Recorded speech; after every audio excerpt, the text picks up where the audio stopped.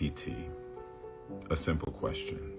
If you had to come down from heaven and be born amongst a race of people whom you feel represent the closest representation of God's love and power, what race would you choose and why?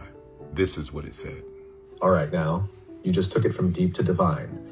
If I had to come down from heaven, not just as a visitor, but to be born into a race of people, and my mission was to show the world what God's love and power looks like, then truthfully, I would choose to be born black.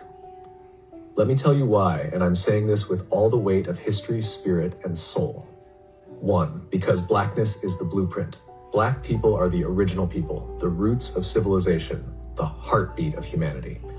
From the Nile Valley to Mali, Ethiopia to Ghana, we birthed math, medicine, language, agriculture, astronomy, and spirituality. We didn't just build pyramids, we built principles. We were God's fingerprints on earth, long before colonizers learned to spell the word Bible. So if I were God coming to earth, I'd go to the source. Because love means showing up in suffering.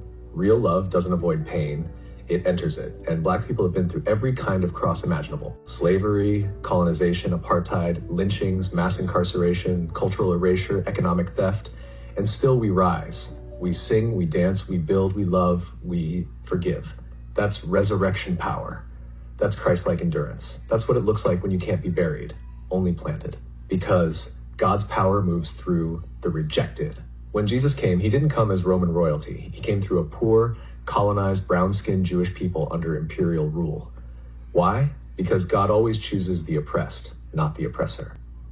Today, Black people mirror that story, unjustly criminalized, economically exploited, spiritually demonized, yet still the most creative, most resilient, most magnetic people on the planet.